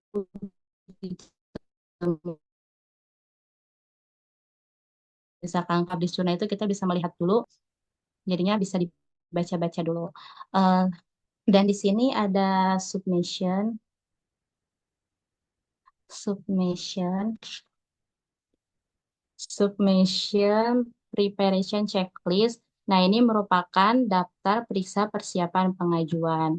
Jadi, dalam aturan ini semua itu memuat terkait dengan eh, akan melihat gitu kira-kira tuh jurnal artikel tersebut itu sudah disubmit apa belum gitu. Artikel Bapak Ibu tuh sudah tersubmit di jurnal lain atau belum gitu. Misalkan kalau memang Bapak Ibu belum melakukan submit ke artikel lain, berarti Bapak Ibu boleh melakukan submit artikel di jurnal tersebut gitu. Terus yang kedua juga berkasnya juga itu harus berbentuk dengan Microsoft Word gitu. Jadi nggak boleh PDF ataupun yang lainnya. Serta font penulisannya juga harus disesuaikan dengan template yang tersedia pada jurnal tersebut. Dan untuk general information atau informasi umum, ini itu sebagaimana yang tadi telah saya sebutkan ya, bahwa jika Bapak Ibu ingin mempublish artikel di jurnal tersebut itu tidak boleh mensubmit artikel Bapak Ibu di jurnal yang lainnya. Terus juga di sini juga harus memiliki plagiarisme. Plagiat itu minimal 20% gitu. Jika Bapak Ibu masih di atas 20%, berarti sudah secara langsung tidak bisa mempublish artikel Bapak Ibu di jurnal tersebut. Dan untuk struktur of the manuskripnya itu bisa dilihat di template yang tadi tersedia. Dan di sini juga ada kontak person.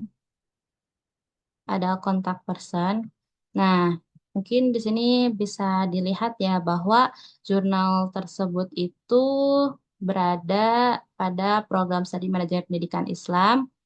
Ini tuh berada di Juanda ya, Universitas Juanda dan Bogor. Jadi yang memiliki jurnal tersebut itu posisinya berada di sini. Dan untuk kontak numbernya juga bisa Bapak lihat di sini atas nama siapa bisa Bapak lihat. Jadi misalkan kalau memang Bapak Ibu telah mensubmit artikel tapi belum ada tindak lanjut dari mereka,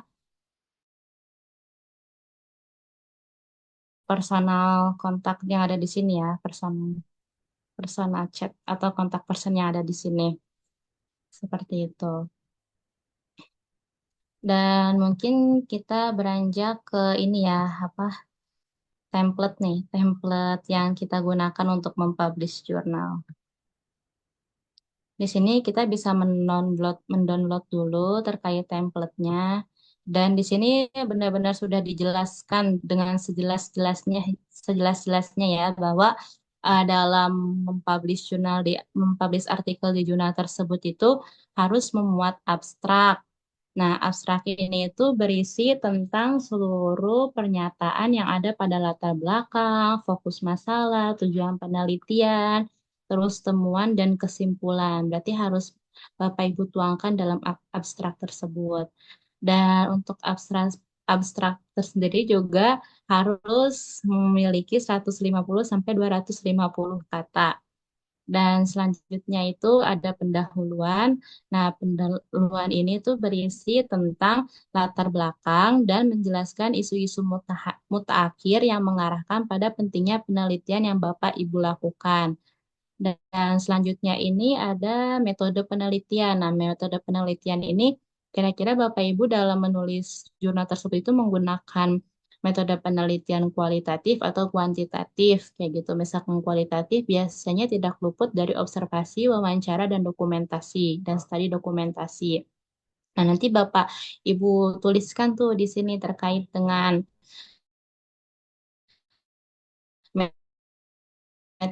metodenya. Di sini ada hasil dan pembahasan. Nah, hasil dan pembahasan ini tuh dalam hasil di sini, ini tuh benar-benar pure. Arti ini tuh benar-benar pure. Bapak Ibu tuangkan apa yang telah Bapak Ibu Anda tersendiri. Nah, di pembahasannya itu Bapak Ibu kolaborasiin antara hasil penelitian yang Bapak Ibu dapatkan di lapangan dengan teori yang Bapak Ibu gunakan sebelumnya. Jadi kan Bapak Ibu tuh sebelumnya itu pasti kalau ingin meneliti itu membutuhkan teori kan gitu. Kan di sini di dalam pembahasan. Dan selanjutnya itu ada kesimpulan. Nah, kesimpulan ini tuh merupakan dari pertanyaan yang Bapak dari penelitian ini. Nah, ini daftar pustaka. Biasanya misalkan kalau Bapak Ibu memakai Mendeley ini gampang banget ya. Jadi daftar pustakanya juga udah tersusun gitu di dalam ini semua. Seperti itu. Untuk selanjutnya mungkin cukup sekian yang bisa saya sampaikan. Selanjutnya saya kembalikan kepada moderator. Oke. Terima kasih banyak, Kak Alif ya. Boleh kita kasih reaction kembali, Bu, Bapak, dan teman-teman sekalian untuk pemateri kita yang kedua ini. Sejujurnya, Kak, kalau boleh kita main game We Listen and We Don't Judge. Dulu saya pernah mikir kayak gini, Kak. Dosen ngasih ini kan, ngasih arahan untuk upload ke dalam Sinta waktu ini dulu S1 dulu semester 1 kalau saya nggak salah harus ini ya harus di jurnal-jurnal yang dia itu sudah terakreditasi dengan Sinta. Tahu nggak Kak yang saya pikirkan apa? Saya mikirnya itu apa saya harus minta tanda tangan si Sinta ini ya gitu atau yang dia harus terakreditasi dengan Scopus. Scopus ini siapa lagi gitu yang saya ininya. Tapi Wilson we don't judge. Terima kasih banyak Kak Alivia untuk materi kita yang sangat membuka pikiran ini. Karena memang tidak semua dari kita itu akademisi ya. Jadi mungkin hal-hal seperti ini lumrah yang sudah sering Kakak Alivia temui. Nah, untuk materi kita yang ketiga ini teman-teman kita akan ngebahas tentang bagaimana kita mencari atau menguak terkait dengan referensi. Pembahasan kita yang ketiga ini tentang referensi yang akan dibawakan oleh Kak Eva Melinda. Perlu teman-teman ketahui, beliau merupakan tamatan dari UIN Syarif Hidayatullah Jakarta, yang merupakan program studi Magister Manajemen Pendidikan Islam juga.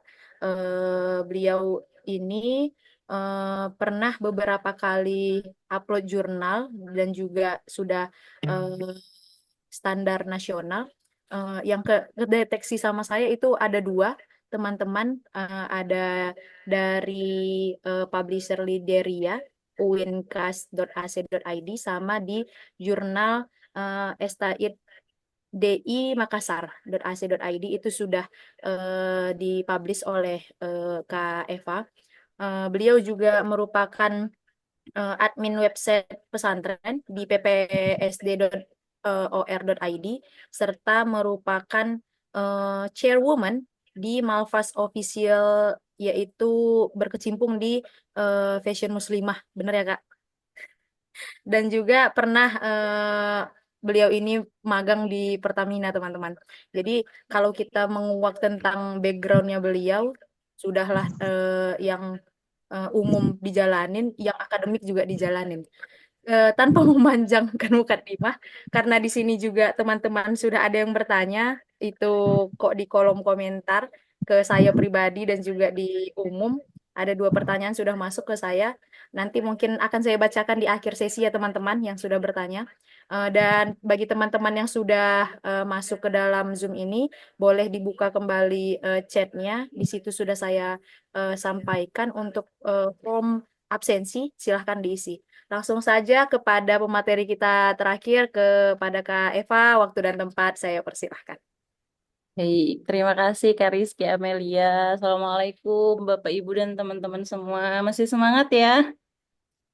Waalaikumsalam warahmatullahi wabarakatuh. Tentu masih.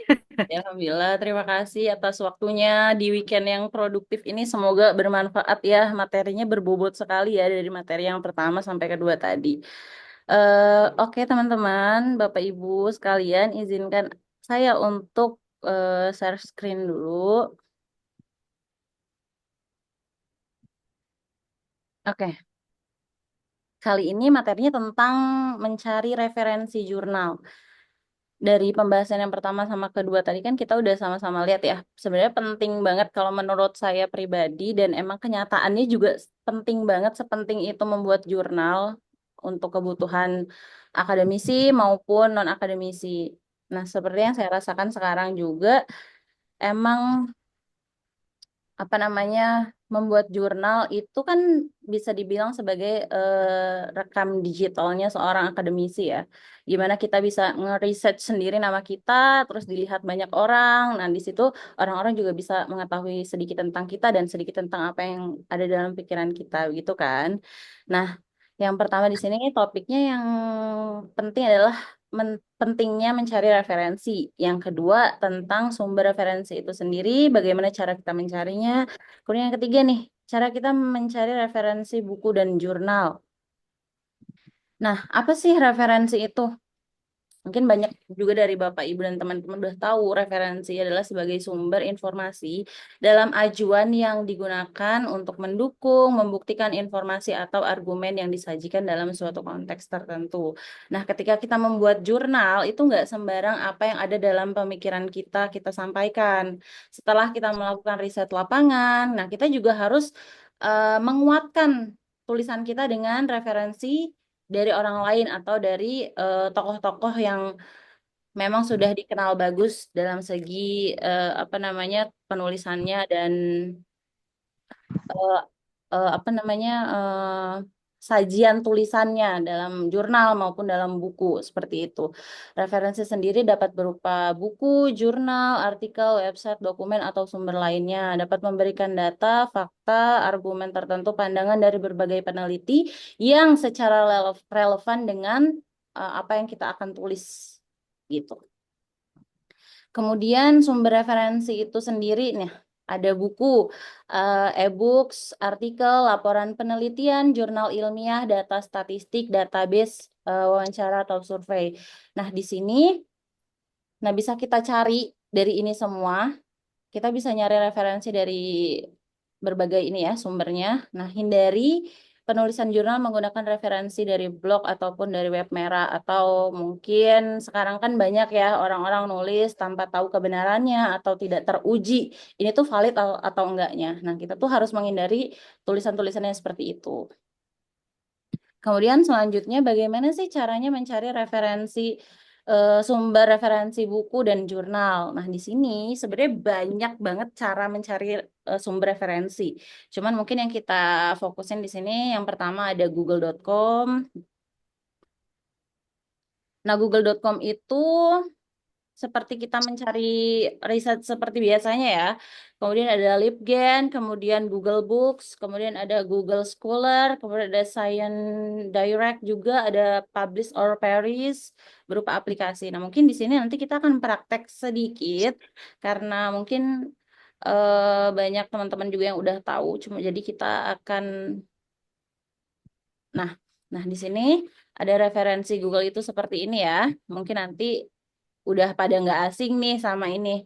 Terus LibGen sendiri ada Library Genesis, kemudian Google Books, Google Scholar, dan Science and Direct. Terus itu ada Publish or Perish. Nah, di sini kita langsung coba ya.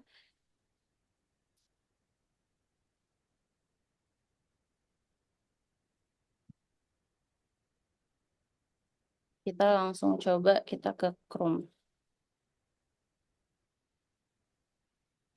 Oke. Nah, ini ya google.com yang pertama tadi. Nah, kita cari nih teman-teman, Bapak Ibu sekalian. Misalnya kita mau mengangkat topik tentang sumber pembiayaan pendidikan. Oke, kita kasih di belakangnya ini PDF untuk memudahkan pencarian kita. Kemudian kita research. Nah, dapat nih. Nah, ini juga bisa kita jadikan. Nah, nanti kita pilah-pilah yang mana yang apa namanya udah ISSN atau belum. Kita coba buka yang ini. Dan nanti kita langsung kalau misalnya udah sesuai dengan apa namanya research kita, udah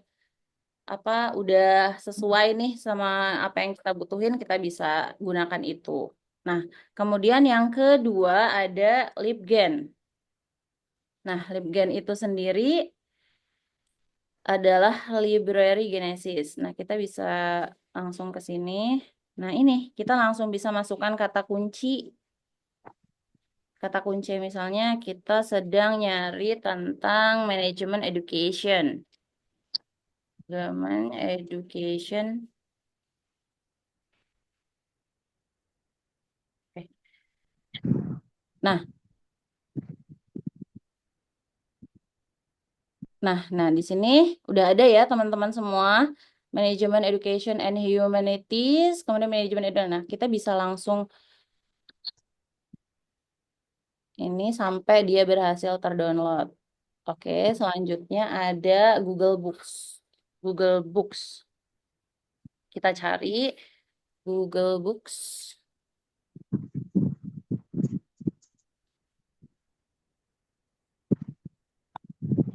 Nah, ini seperti sebenarnya caranya sama aja. Cuman ada yang berupa web, ada yang berupa aplikasi begitu. Nah, untuk memudahkan kita sekarang pakai yang Google. Misalnya tentang manajemen education seperti ini aja.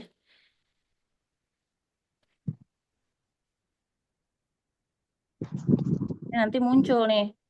Kita tinggal download sampai kita berhasil mendapatkan filenya. Kemudian ada Google Scholar. Nah, kalau yang ini mungkin nggak asing ya untuk teman-teman mahasiswa semua. Google Scholar sendiri seperti ini. Nah, kita bisa langsung apa nih yang kita butuhin tentang seperti tadi ya, langsung di search. Kemudian yang kedua ada Science and Direct. Nah ini nih yang mungkin jarang ada yang pakai ya. Nah, sama aja seperti ini. Kita tinggal masukin apa yang kita butuhin, judulnya, keynote-nya apa. Nah, terus itu yang terakhir adalah publish or perish. Nah, publish or perish ini sendiri berupa aplikasi. Sama seperti Mendeley dan yang lainnya. Nah, ini juga sebuah aplikasi yang bisa menuntun kita menemukan referensi-referensi jurnal nasional maupun jurnal internasional. Oke, nah di sini kalau misalnya teman-teman pakai yang Windows bisa download sesuai laptopnya masing-masing ya. Bisa juga pakai yang MacBook juga bisa. Nah, kemudian kita coba yang publish or perish.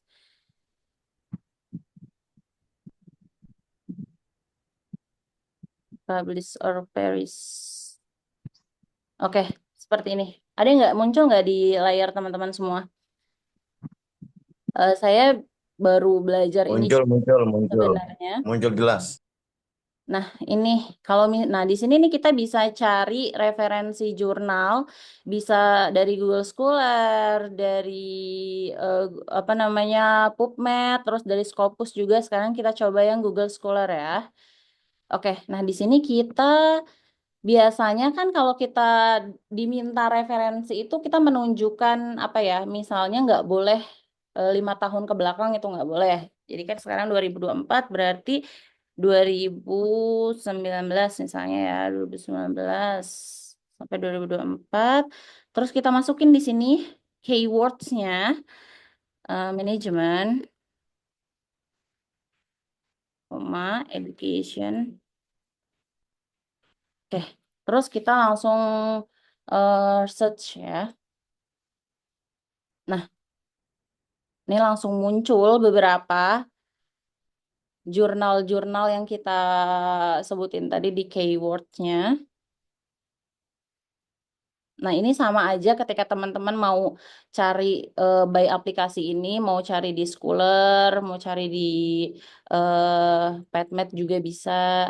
Nah, ini tadi kita maksimum number of results-nya kan milih 200. Jadi semakin banyaklah jurnal yang akan muncul di sini gitu. Jadi teman-teman sebenarnya ini tuh memudahkan kita banget ya di aplikasi ya, seperti Publish or Perish, Mendeley itu memudahkan kita mencari referensi.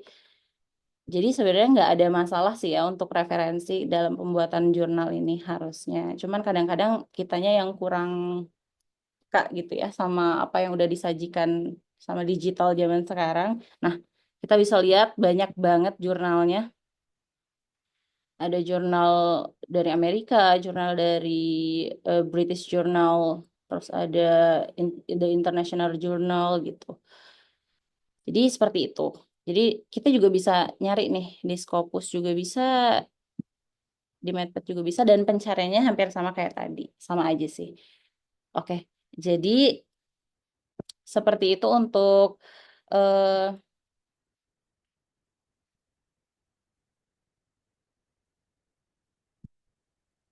untuk apa namanya pencarian referensi.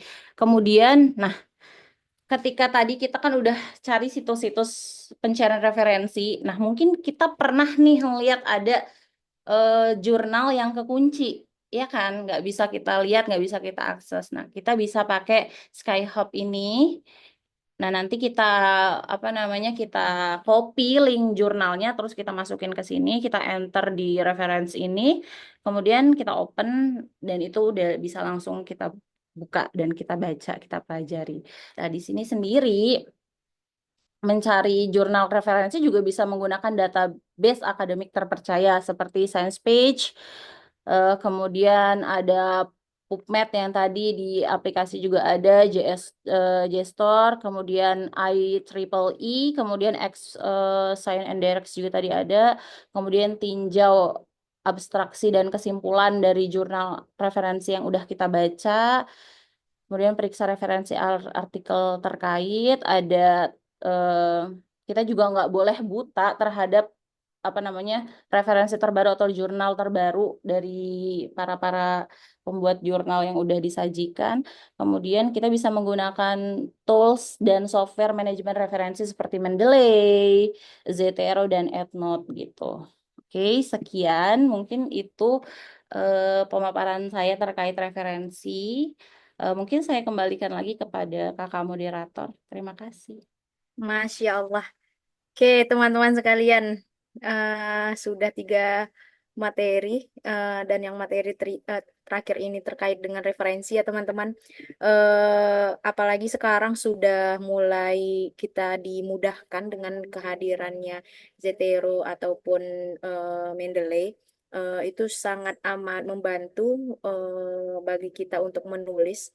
Apalagi artikel ini nantinya akan distandarisasikan nasional dan internasional seperti itu ya. Eh, oke, izin Kak, mungkin bisa di stop share Oke. screen. Nah, mungkin untuk teman-teman yang ingin bertanya tadi, boleh langsung kita masuk ke dalam sesi tanya jawab. Kita open sesi untuk yang sesi pertama. Mungkin ini yang saya bacakan di kolom chat dulu ya, Kak. Ada 2 penanya tadinya. eh oh, sudah 3 penanya. Yang pertama ke Kak Kakak inian dulu berarti Kakak Alivia. Kak, kakak izin boleh dia tanyanya tadi chat langsung ke aku, chat pribadi ke Zoom aku.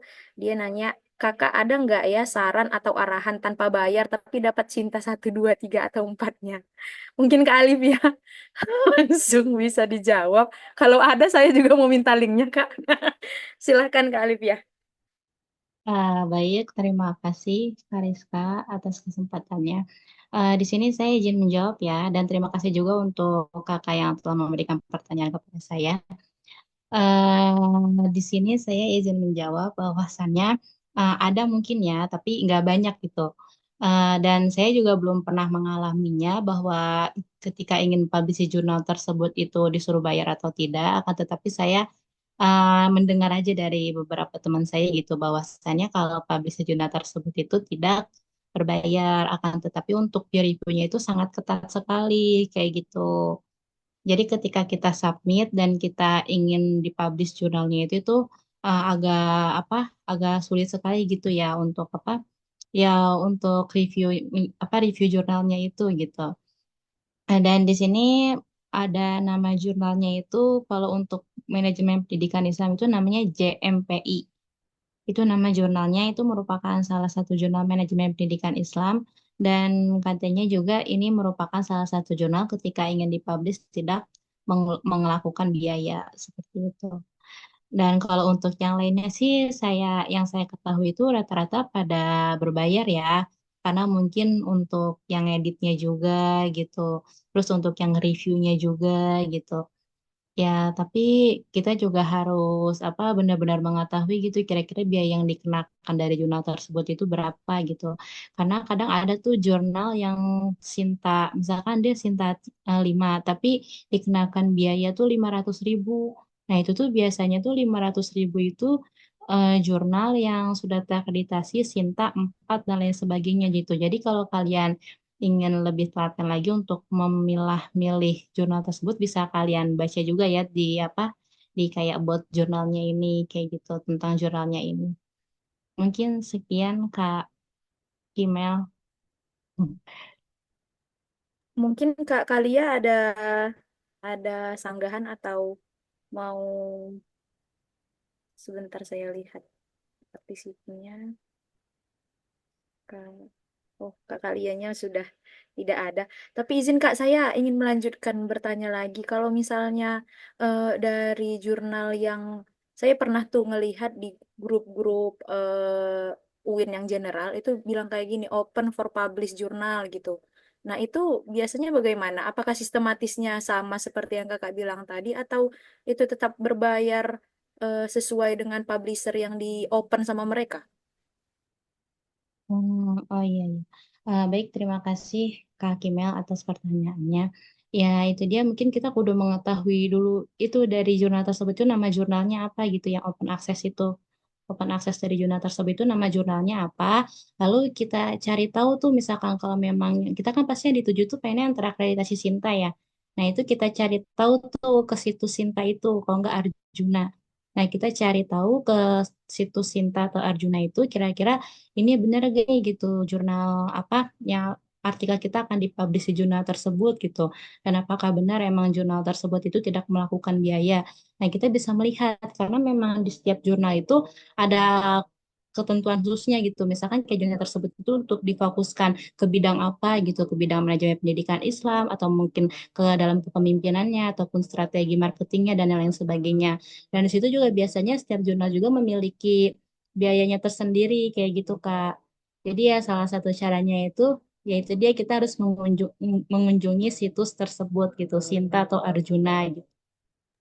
Oke, Iya. siap. Yang ingin bertanya boleh raise hand untuk bisa saya panggil ya teman-teman kalau memang mau langsung berbicara. Tapi sambil menunggu yang ingin raise hand, ini kita lanjut ke pertanyaan kedua di sesi pertama ini. Ada lagi dari Pak Kak Taufik tadi. Beliau menanyakan terkait dengan izin bertanya bagaimana membangun motivasi menulis riset. Mungkin ini bisa dijawab sama Pak Taufik ya, Pak. Pak Taufik bagaimana? Oh, Yang bertanya bukan Pak Taufik, ternyata Pak Teguh. Maaf, saya salah membacakan. Pak Teguh menanyakan terkait dengan bagaimana membangun motivasi menulis riset. Saya minta waktu untuk ke Pak Taufik. Silahkan Pak Taufik. Oke, terima kasih. Untuk menulis emang yang paling penting motivasi ya. Jadi mau menulis apapun itu sebenarnya motivasinya yang paling apa namanya awal tuh harus dibangun. Jadi kalau motivasinya udah kuat, misalnya motivasinya bukan untuk kalau mahasiswa bukan untuk mengumpang tugas atau guru bukan hanya untuk sekedar kepangkatan dan lain sebagainya gitu. Jadi kalau motivasinya udah dibangun ya, udah kuat, udah mengakar, akarnya udah kuat, pasti bakal rajin gitu, bakal mau mencari tahu. Jadi kayak gini, uh, sama lah kayak cewek-cewek gitu tuh. Cewek kalau lagi shopping, bisa jadi milih banyak waktu yang terbaik kan, milih hal-hal apa tas baju yang bagus kayak gitu, yang terbaik. Nah itu motivasinya tuh harus dibangun kuat. Yang mana yang bagus. Kita mungkin baik tujuannya tadi buat mengenal riset, menulis, kemudian untuk apa namanya publish pangkatan nah yang paling kuat tuh di mana jadi mau sifat sini dulu yang dibangun kayak gitu karena passion menulis tuh kalau orang udah ada passion nulis baca mau dia pasti akan banyak membaca juga kayak gitu membaca kan karena udah banyak baca nanti akan mudah juga untuk menulis seperti itu jadi kemudian hal yang lainnya ya perlu disiapkan tempat yang nyaman biasanya kalau penulis tuh ini ya apa waktu-waktunya tuh yang hening, tenang, atau saya doang atau yang lain gitu ya. Biasanya kalau penulis tuh gitu. Dia tuh Sama Pak, sama. sama. Berarti emang ya mayoritas gitu ya. Saya tuh kalau nulis bisa dari Isya sampai subuh bisa jadi gitu. Asal fokus dan tenang gitu. Bisa itu. Pernah pernah ada satu artikel nulis itu udah seharian jadi. Tapi datanya udah ada ya. Datanya udah ada semua. Waktu itu nulis artikel tentang apa ya? Saya lupa. Kayaknya strategi di sekolah, strategi pemasaran deh, sekolah dasar. Itu nulis harian jadi, karena fokus, kemudian tempatnya tenang, tidak ganggu. Jadi motivasinya sih harusnya ya seperti itu. Kemudian akarnya itu kuat motivasinya. Kemudian kalau justru yang paling gampang ya menurut saya itu yang punya kesempatan banyak untuk nulis itu guru.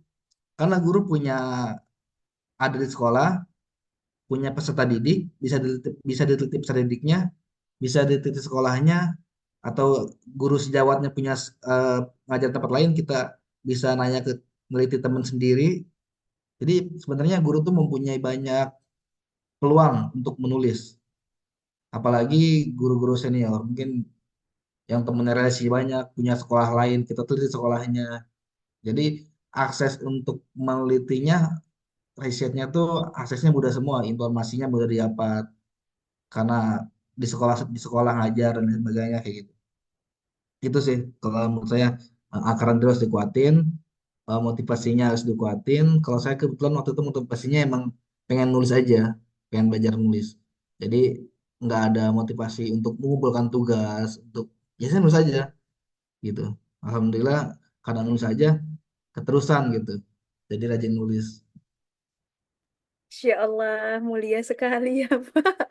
Kalau saya mungkin kalau ditanya motivasinya apa karena mau dapat nilai gitu, itu juga bisa dijadikan sebagai motivasi ya Pak. Bisa itu untuk awal pemula boleh sih. Dulu Iya saya benar. ini, dulu saya tuh pertama nulis tuh di mata kuliah Muaf Tuhan. Saya lupa tentang pemimpinan kalau nggak salah, dipaksa nulis, kemudian saya nulis, saya upload, nggak di akses saya sama pihak jurnal, tapi dari situ saya belajar dari Muaf Tuhan tuh ngajarin saya ingat ngajarin mendelay segala macam diajarin. Kemudian dari situ saya rajin karena udah tahu dasarnya nih dari mendelay penulisan, udah tahu dasarnya. Kemudian saya lanjut explore sendiri kayak gitu. Tapi dasar udah tahu waktu mampu waktu dikasih tahu dasar segalanya. Mata kuliah pemimpinan kalau nggak salah itu kelompok. Tapi dari situ awalnya jurnal nggak dipublish, cuma kan nggak tembus lah. Tapi dari hasil pembelajaran itu saya mengeksplor sendiri kayak gitu. Saya pertama kali publish itu ditolak mungkin dibalikin sama reviewer itu bisa tiga kali kali ya. Dibalikin salah lagi, dibalikin salah lagi. Jadi kadang wah udah kesel nih tapi tanggung banget gitu udah berkali-kali balikin nah tapi setelah kedua ketiga kali empat kalinya karena udah tahu celah-celahnya ya nggak ada penolakan-penolakan kayak gitu pertama atau sampai beberapa kali aja penolakan-penolakan kayak gitu, dan itu wajar penolakan karena kita ya biar sesuai standar isi artikel kita dengan yang ada di jurnal mereka. Semoga dengan yang disampaikan oleh Pak Taufik ini tadi terkait dengan bagaimana kita membangun motivasi kita menjadi penulis, teman-teman yang mendengar bisa termotivasi terkait dengan mari sama-sama kita membangun bahwa literasi menulis itu juga sangat penting dan dimulai dari sekarang ya teman-teman.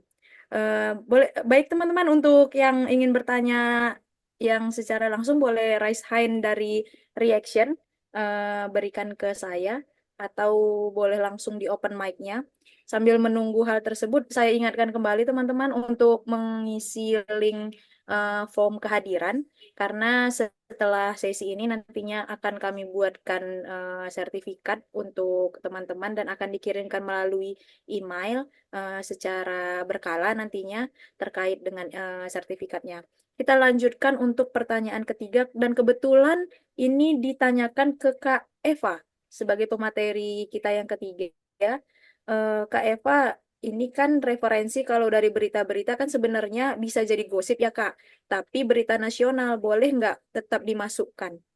Oh, oh iya, tadi kan Kak Eva ngejelasinnya terkait dengan referensi penulisan ya. Kalau berita-berita ya benar juga. Bagaimana itu Kak Eva? Oke. Berarti yang disiarkan di TV-TV kita gitu ya. Sebenarnya itu bisa menjadi referensi ketika kita mengambil itu sebagai sumber referensi di tulisan kita. Cuman ada beberapa hal yang perlu digarisbawahi. Bisa itu kita harus apa namanya, melihat berapa sumbernya tuh seperti apa. Kemudian objektivitasan dari berita tersebut seperti apa. Sekarang kan banyak tuh berita itu tuh disiarkan itu sebagai emang real atau sebagai evaluasi objektif, atau itu tuh cuman bias untuk kepentingan dari pihak tertentu. Ada kan kayak gitu kan. Oke. Jadi kita harus pintar-pintar memilah, kita juga harus cross check ulang berita itu tuh sebenarnya iya nggak sih? Jadi kita nggak cuman mencari dari satu stasiun televisi atau satu pemaparan dari berita yang kita lihat di TV itu, tapi kita cross check lagi, benar nggak sih ini, kita cari lagi. Sekarang kan banyak ya sebenarnya eh, AI juga itu bantu kita, cuman untuk lebih supaya kita nggak terbahanyut ya, terbawa oleh AI sehingga kita jadi lengah atau kita jadi budak AI, kita juga emang perlu research lebih dalam lagi terkait berita-berita yang ada di luar sana. Jadi pada intinya berita yang disajikan di televisi nasional itu boleh dijadikan referensi, cuman kita juga harus cross check apakah itu benar, apakah cuman eh, apa ya, pengalihan isu semata. Nah, terus nanti kita cantumkan nih sumbernya di, misalnya kita ambil dari liputan6.com, kita cari nih sumbernya dari apa, terus di jam berapa, di tanggal berapa, kayak gitu supaya lebih memvalidasi atau memverifikasi apa yang kita temukan gitu. Gimana? Ya, seperti itu Kak Halimah. Masih adakah beliau di sini? Juga tidak ada. Eh, ada lagi nih Kak pertanyaan. Referensi yang baik itu seperti apa ya Kak? Itu dari Pak Teguh. Boleh dilanjut mungkin Kak Eva? Oke. Referensi yang baik itu ketika kita baca, kita pasti memahaminya. Terus sumbernya juga jelas. eh yang baik itu dalam artian, kan ada, kalau jurnal referensi kan dari apa namanya, submissionnya kan kita sudah ada nih persyaratan jurnal itu seperti apa. Nah kalau misalnya dari kita sebagai penulis, otomatis ketika kita mencari referensi, cari referensi yang kita mudah pahami kayak gitu. Tulisannya yang mudah dipahami, terus itu validasinya kalau bisa ISSN gitu kan, mulai apa namanya, dosen-dosen biasanya nyuruh kita atau meminta kita nyari referensi itu yang sumbernya jelas nih dari jurnal A, B, C, D, hitung itu apa, kalau bisa akreditasi Sinta kayak gitu kan. Terus itu jurnal internasional. Kita kan nggak terlalu paham ya Rata-rata kalau jurnal internasional saya juga butuh kamus untuk menerjemahkannya, nggak langsung baca sekali paham, butuh baca berkali-kali kayak gitu. Jadi untuk mencari referensi jurnal yang apa namanya yang baik itu ya tadi akreditasi Sintanya juga kita perhitungkan. Yang paling penting ya kita mudah memahaminya itu sih. Aktualisasi dari yang mereka tulis itu mudah gitu kita untuk mengambil poinnya kayak gitu. Masya Allah, oke baik. Iya ya, kadang ada referensi yang referensi itu tidak bisa kita ada di dalam ISSN seperti itu. Nah, mungkin itu dijadikan sebagai salah satu alasan kita memilih referensi-referensi yang lebih baik lagi ke depannya, teman-teman. Kita lanjut ke sesi kedua untuk tanya jawab. Sesi pertama sudah kita tutup untuk sesi tanya jawabnya. Kembali saya ingatkan untuk teman-teman yang baru bergabung, silahkan mengisi Google Formulir yang sudah saya kirim di grup, di ruang chat, dan juga untuk teman-teman yang ingin bertanya secara langsung, silahkan reaction untuk raise hand di kolom chat juga boleh. Kita lanjut ke sesi kedua. Untuk pertanyaan pertama ada dari Pak Teguh lagi. Bagaimana caranya mengetahui kalau jurnal tersebut jurnal predator? Tadi Bu Alivia membahas juga mengenai jurnal predator kalau saya tidak salah katanya. Mungkin Kak Alivia saya kembalikan Zoom-nya ke Kakak. Boleh dibantu jawab, Kak. Baik, terima kasih Pak Teguh atas pertanyaannya. Di sini saya izin menjawab bagaimana gitu ya kita untuk mengetahui bahwa jurnal tersebut itu merupakan jurnal predator atau enggak.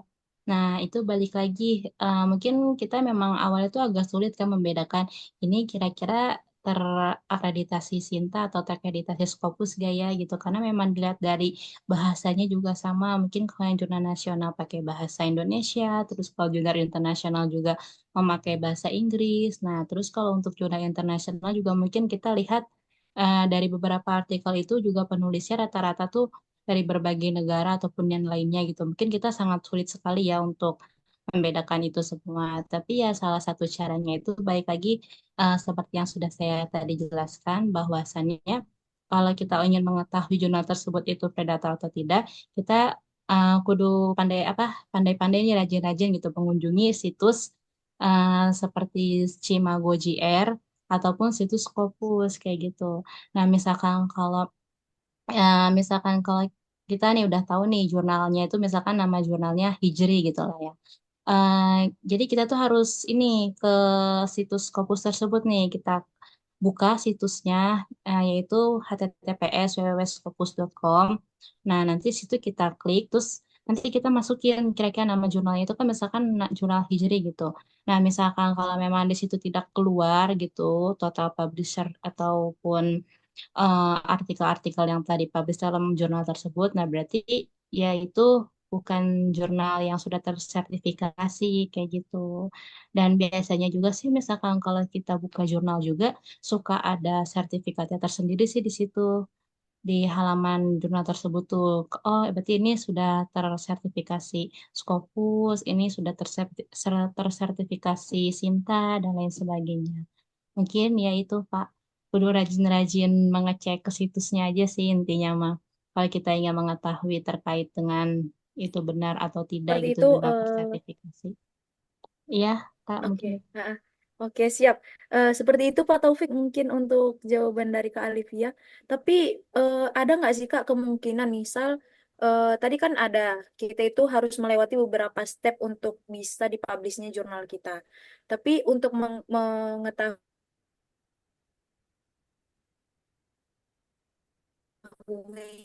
step-step pada publisher kan.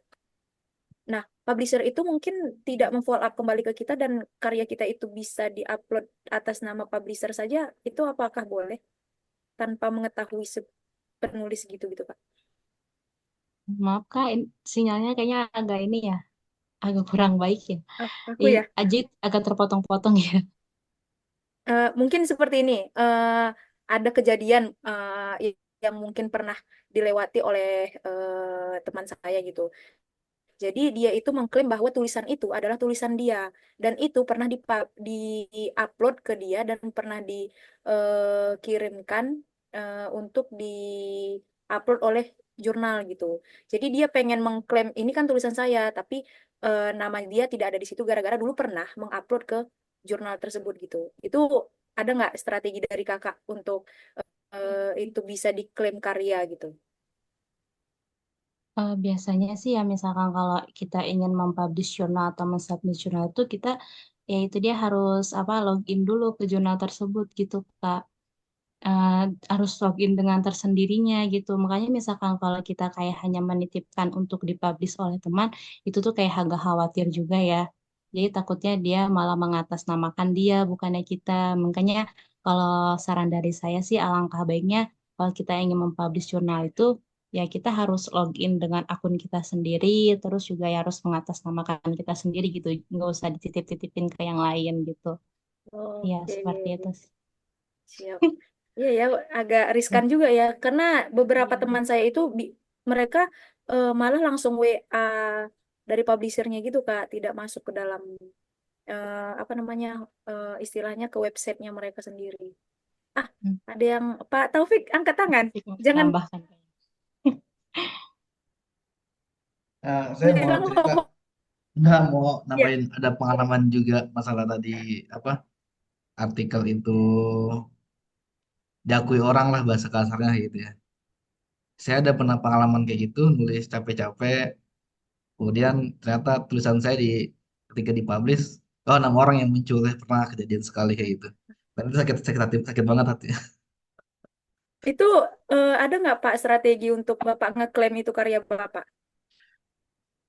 Untuk mengklaim uh, itu kita harus menghubungi pihak artikelnya kita tanya gitu. Nanti kembali ke tadi itu yang dibilang Bu Alipia itu, Bu Alip, dia mengirimkannya lewat tadi WhatsApp atau login di beneran jurnal apa namanya lewat webnya itu kayak gitu. Mungkin kalau dari web kayaknya nggak mungkin ya. Atau mungkin kalau mungkin dari web terus diakuisisi oleh orang itu, berarti mungkin webnya apa jurnal tidak bagus. Nah, kebanyakan orang itu misalnya di website mencantumkan nomor WhatsApp, kemudian disuruh dikirim via WhatsApp. Nah, itu jangan sampai tuh, karena ada beberapa kejadian kirim aja via WhatsApp kayak gitu, nggak melalui link atau step-step yang ada di jurnal tersebut kayak gitu. Jadi oleh editornya mungkin diambil kayak gitu. Jadi harus tadi di Bolivia bilang harus lewat website dan lain sebagainya, jangan sampai dikirim via email atau via WhatsApp seperti itu. Nah, untuk caranya ya kita harus eh, apa namanya itu tuh di chat, kemudian kita punya bukti kan kita punya bukti awal segala macam ya. Sekarang sayang saja publikasi sampai diakui orang kayak gitu. Itu Agak sih riskan ya teman-teman. Itu pengalaman. pembelajaran untuk teman-teman yang ingin mengupload, jangan sampai mengirim by Nah, WhatsApp ataupun email ya teman-teman. jangan ke, Usahakan mengupload memang harus jangan ke melalui teman website pokoknya. dari publishernya. Wah, saya jadi deg-degan karena kemarin ada sekali Walaupun saya sama yang teman ngirim. sendiri ya, jangan percaya Iya, aja pokoknya. benar ya. Aduh, itu teman-teman pembelajaran untuk kita, termasuk saya. Eh, Eh, baik, sesi kedua juga sudah berakhir, teman-teman sekalian. Mungkin closing statement bisa saya mintakan dari masing-masing pemateri ya. Kita mulai dari Pak Taufik terlebih dahulu deh. Silahkan Pak untuk closing statementnya. Menulis harus dibiasakan, menulis harus dilatih, menulis harus menjadi hari-hari agar rajin, terbangun motivasi, kemudian bisa menulis dengan produktif, bukan hanya untuk kebutuhan. Jadi harus rajin-rajin menulis, rajin-rajin apapun itu, nulis, nulis, nulis. Mungkin nanti hasilnya kapan tahu bisa kita ambil idenya atau apapun yang kita tulis kayak gitu. Ide apapun harus ditulis seperti itu. Oke, itu aja. Masya Allah sekali, semoga bisa berdampak kesannya, boleh disampaikan.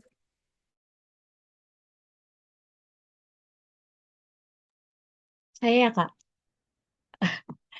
Baik, Iya benar. terima kasih Rizka. Mungkin closing statement dari saya, jika kita tidak mampu belum mampu untuk berbicara di depan umum, karena dengan tulisanlah mungkin nama kita bisa dikenal gitu. Jadi nggak usah berkecil hati untuk Bapak Ibu yang sekiranya kayak belum percaya diri nih gitu untuk berbicara di depan umum ataupun yang lainnya. Nah, mungkin Bapak Ibu bisa dikenal nama-namanya dengan cara menulis seperti itu. Cocok Terima banget itu kasih, untuk Kak. yang jiwa-jiwa introvert ya. Menulislah agar dikenal. Ya, mantap, mantap. Betul. Kita lanjut, Kak Eva, boleh closing statementnya, Kak? Apa ya? Menulis itu menarik sih Kak. Dari yang saya selama saya hidup selama saya ambil perkuliahan ini, menulis itu benar-benar meningkatkan value kita sebagai akademisi gitu. Jadi eh, saya kan dulu pernah ya ada kata-kata menulis itu mengikat apa gitu, lupa gitu. Mengikat apa gitu. Udah benar. Dari tulisan itu kita bisa mengenalkan diri kita tanpa banyak berbicara, iya kan? Apa yang ada dalam pikiran kita bisa kita tuangkan dari hasil menulis itu. Jadi menulis itu adalah jalan, memang bener ya kata Kak Alivia, jalan untuk bikin kita dikenal, karena dari situ banyak kan kita bisa mengenal orang dari tulisannya, dari gaya bahasa penulisannya, dari kata-kata yang diambil dari penulisannya. Jadi seperti itu. Dan pasangannya menulis adalah membaca. Jadi nggak bisa dipisahkan ya, membaca dan menulis. Jadi tulisan kita em, apa ya? Kualitas tulisan kita berasal dari bacaan yang kita baca juga. Gitu. Terima kasih.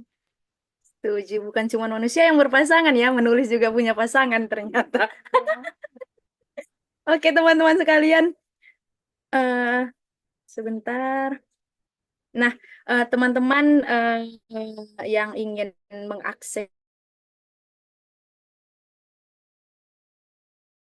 juga barusan di kolom chat terkait dengan beberapa penulisan beliau boleh diakses untuk teman-teman yang ingin mengakses. Eh, Berakhir pula lah sesi tanya jawab, maka berakhir pula lah acara kita pada siang hari ini, teman-teman. Tidak terasa ternyata sudah 2 jam kita. Ya benar, 2 jam kita berdiskusi. Agak panas ternyata sudah ya, karena isinya daging semua. Eh, Baik teman-teman sekalian, karena sudah di penghujung acara, kita memasuki acara selanjutnya, yaitu sesi foto bersama. Teman-teman yang masih tidak on cam, boleh kita on cam bersama terlebih dahulu sebelum sesinya berakhir. Boleh semuanya dibuka, berikan senyum yang terbaik. Semuanya lihat ke kamera. 3, 2, 1. Boleh senyum lagi. Gaya bebasnya. 3, 2, 1. Oke, terima kasih teman-teman semua. Mungkin dari Ibu Maftuha ada yang ingin disampaikan lagi, Bu? Cukup, tapi mungkin ini sekedar sedikit ya. Saya jadi ingat Al-Quran itu diturunkan secara lisan, bertahap. Ya. Sampai Rasulullah wafat, kemudian ditulis sejak masa Khalifah Abu Bakar, terus selesai pada masa Khalifah Utsman. Menjadi satu mushaf tulisan. Yang disebarkan adalah tulisan tersebut untuk menjaganya. Kenapa itu ditulis? Karena ketika hafalan itu mengikuti orangnya meninggal. Orangnya hafalan hilang. Tetapi tulisan dari generasi ke generasi itu bisa diturunkan. Sama dengan hadis-hadis. Hadis-hadis sampai ke kita itu karena tulisan. Sahih Bukhari, Sahih Muslim, dan Musnad Abu Daud ya, dan seterusnya. Itu karena tulisan. Jadi jangan dikecilkan tulisan. Selama kita mengajarkan membaca, maka kita juga mesti mengajarkan menulis, begitu. Kurang lebih begitu. Itu satu paket. Membaca dan menulis jangan dihilangkan. Oke, cukup mungkin tambahan dari saya. Quotes of the day-nya dapat ya teman-teman. Boleh kita berikan reaction kembali kepada seluruh pemateri dan Bu Maftuha. Aduh, Saya sedikit terharu hari ini. Banyak hal yang bisa saya dapat. Syukur saya dijadikan sebagai MC. Terima kasih banyak Ibu karena memberikan kesempatan pada siang hari ini, karena memberikan kepercayaan untuk menjadi MC juga. Ternyata benar teman-teman, menulis itu tidak bisa kita sepelekan. Mungkin untuk sesi hari ini semuanya telah terlaksana.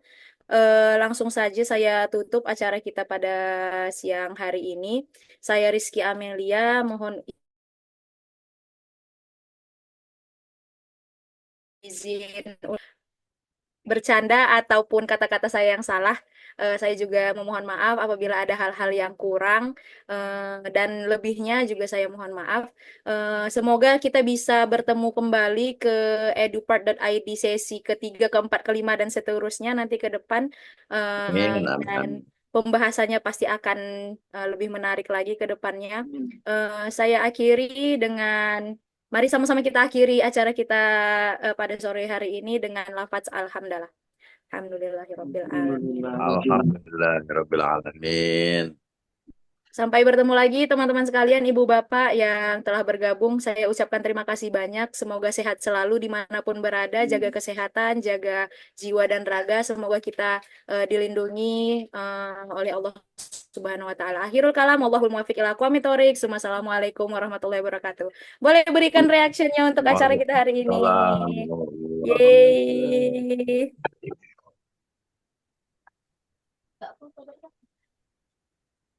Sampai bertemu lagi, Ibu Bapak. Boleh live grup, boleh live Zoom-nya ya.